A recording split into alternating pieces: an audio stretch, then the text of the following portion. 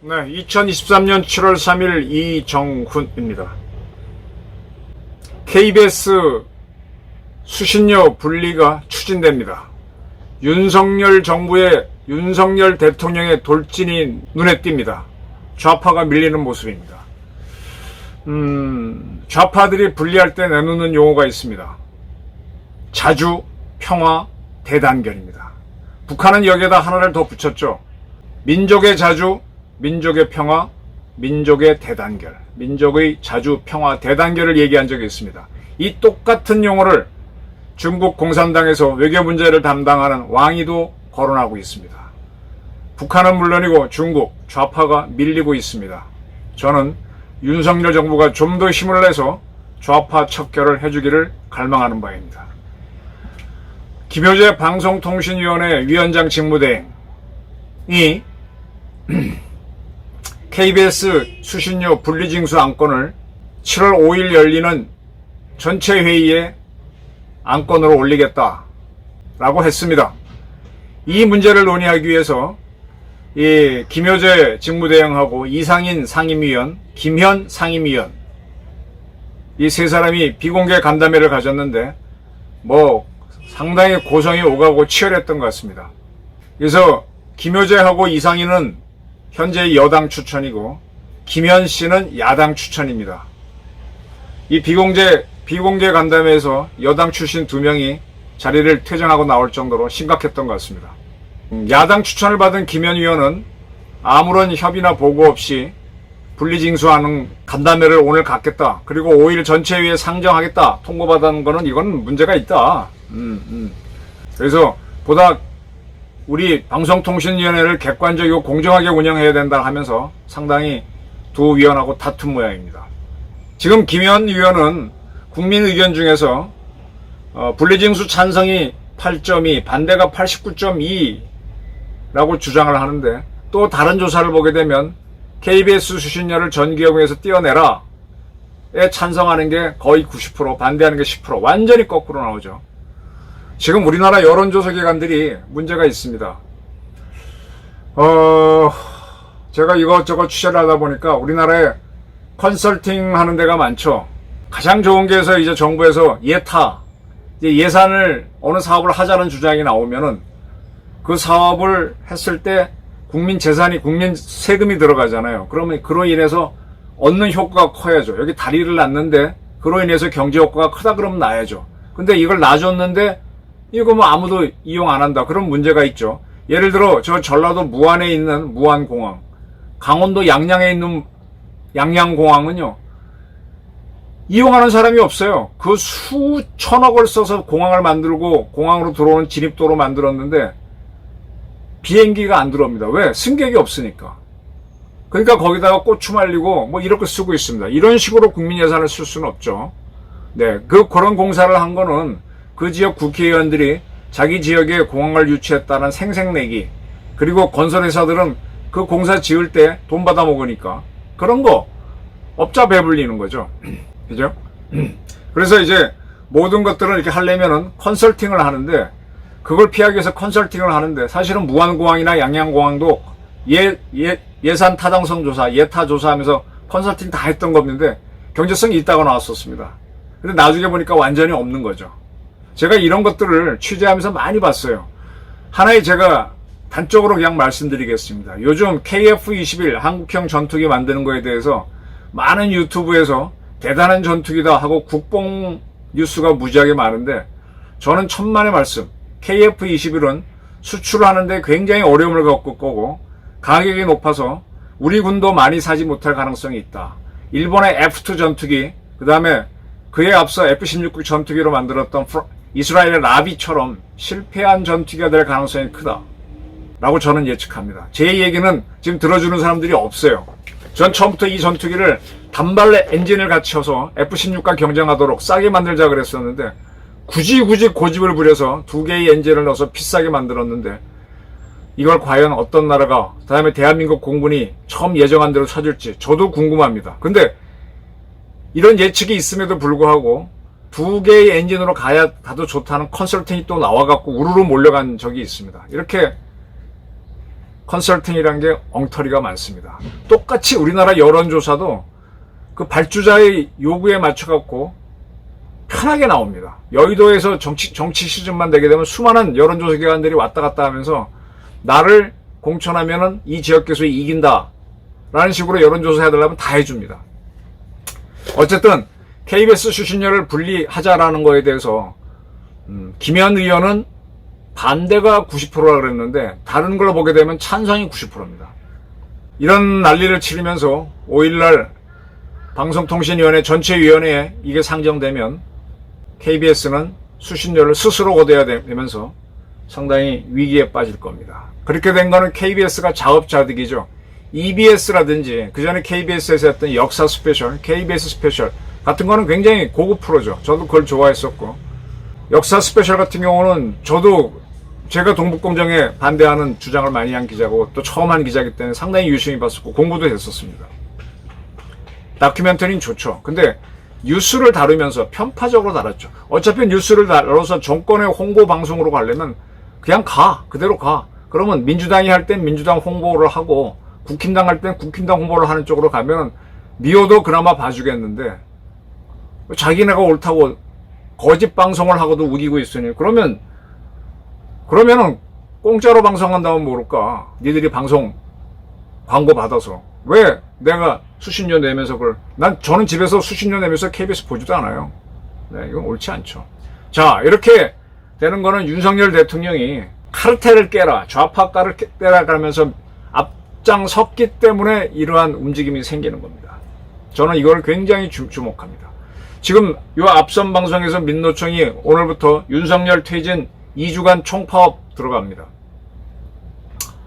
여기에 대해서 한국경영자 총협회, 대한상공회에서 전경련, 한국무역협회, 중소기업중앙회, 한국중견기업연합회 등 경제 6단체가 민노총 불법 총파업에 대한 경제계 공동성명을 발표하면서 대항을 합니다. 이게 굉장히 중요한데 제가 이명박 정부와 박근혜 정부를 지나면서 쭉 본 게 그분들 노선이 대체로 옳았어요. 특히 옳았던 건 이명박 대통령이 4대강 개발을 하는 거하고 등등 몇 가지는 상당히 옳은 정책이었습니다. 근데 거기에 반대의 의견이 있죠. 근데 그분이 거기서 총대를 메고 앞장서 내들 따르라를 못했어요. 미 육군 보병학교의 구호가 Follow me. 대한민국 소위를 키우는 육군 보병학교의 구호가 내들을 따르라잖아요. 박정희 대통령도 내 무덤에 침을 뱉어라 하면서 내가 돌격할 테니 따라오라 그랬지 않습니까? 그 대한민국이 민주화되는 과정에서 양김씨가 전면적인 투쟁을 했어요. 전두환 정권에 맞서서. 그래서 독재, 타도, 호원, 철폐 이렇게 하면서 민주화 운동이 87년에 일어날 수 있었던 거죠. 이 정치인들이라고 하는 거는 앞장서서 싸워줘야 됩니다. 지금 국힘당에서 김기현 대표를 위시한 이런 사람들이 투쟁력이 없어요.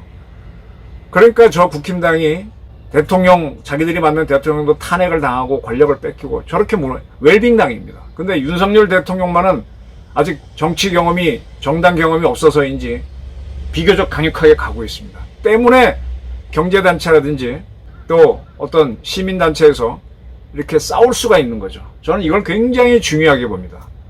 근데 이렇게 윤 대통령이 앞에서 나오니까 이 좌파들의 연대투쟁, 민노총하고 민주당이 같이 연합해서 투쟁들을 하는데 이런 것들이 밀리게 되죠. 그러면 어떤 증상이 나오냐? 이들이 아까 말한 대로 자주평화 대단결을 내놓을 것이다 이겁니다. 이 자주평화 대단결은요, 1972년도인가요? 74년도인가요? 이우락 중앙정보부장을 이북에 보내서 북한하고 처음 비밀 회담을 추진합니다. 그래서 그때 이제 적시자 회담도 열리고 그러는데 그때 북한이 얘기했던 게 우리 남북 문제를 자주적, 평화적 그리고 대단결로 푸자. 이제 민족 평화, 민족 대단결을 내걸었고 그걸 이우락 씨가 동의하면서 그 틀에서 이제 논의하자라고 했죠.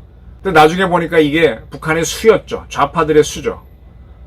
북한이 얘기하는 자주는 뭐냐? 미군 나가라. 그 다음에 평화는 뭐냐? 공산주의가 움직일 수 있도록 허용해달라. 대단결은 뭐냐? 민족주의로 가자. 이런 거죠. 지금 우리가 윤석열 정부가 중국에 대해서 대만 사태에 대해서 힘으로 형상병행하지 마라. 중국을 추존하던 대한민국 세력들은 어떻다 하고 비판을 했었습니다.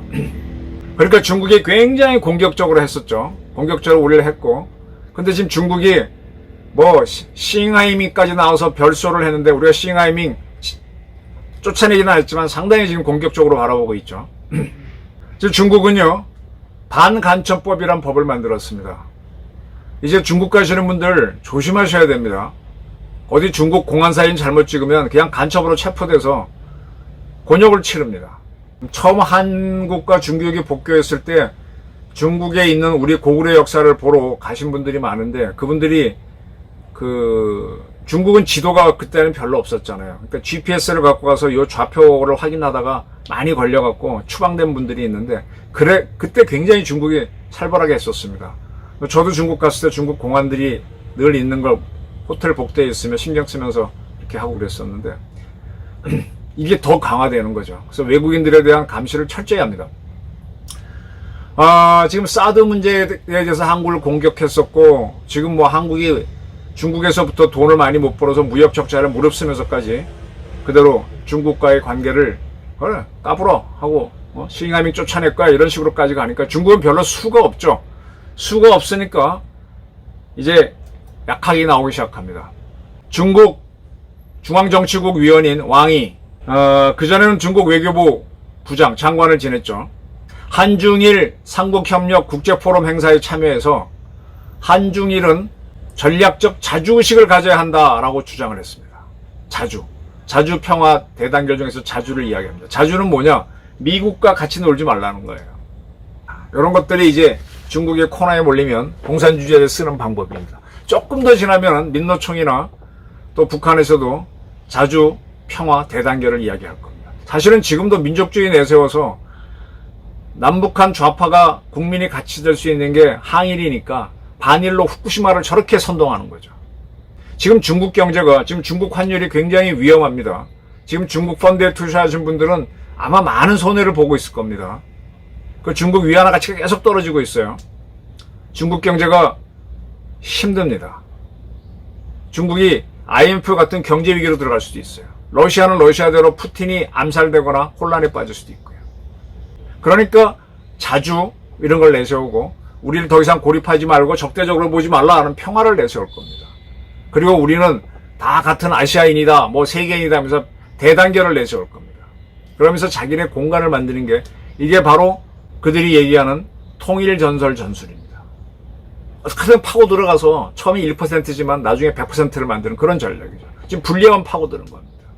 김정일이도 유럽의 공산국가가 붕괴되고 할 때 우리하고 한반도 비핵화 뭐 선언이라든지 남북 기본 합의서, 불가침 합의서 다 맺었죠. 그래놓고선 지금 딴짓하고 있잖아요. 근데 그때 노태우 정부는 우리가 이기는 줄 알고 강하게 안 밀었습니다. 이게 미스였습니다. 그리고 나서는 좌파 정권이 너무 많았고 보수는 힘이 없었으니까 제대로 못했고 지금 윤석열 대통령이 KBS 문제, KBS에서 다큐멘터리 이런 거, 그 다음에 EBS 같은 거는 띄어내서 공영방송을 유지할 필요가 있죠. 근데 뉴스 보도하는 거는 필요 없죠. 그건 니들이 돈 받아서 하든지 아니면 없애서 민영화하든지. 윤석열 대통령이 돌진하고 있습니다. 이러할 때 저도 저 혼자 유튜브를 할 때는 좌파들이 어떤 소송을 걸고 꺼봐 조심조심하고 강하게 못 가지만 이렇게 해줘야 기자들도 각 신문사 논설위들도 제대로 표현을 하거든요. 그래야 좌파가 밀립니다. 수사도 마찬가지로 그렇게 하는 겁니다. 자, 이제 붉은 세력들은 자주 평화 대단결을 내세울 겁니다. 거기에 속지 마시고 계속 대한민국이 정상화되도록 윤 대통령은 소식껏 밀고 나가기를 빕니다. 감사합니다.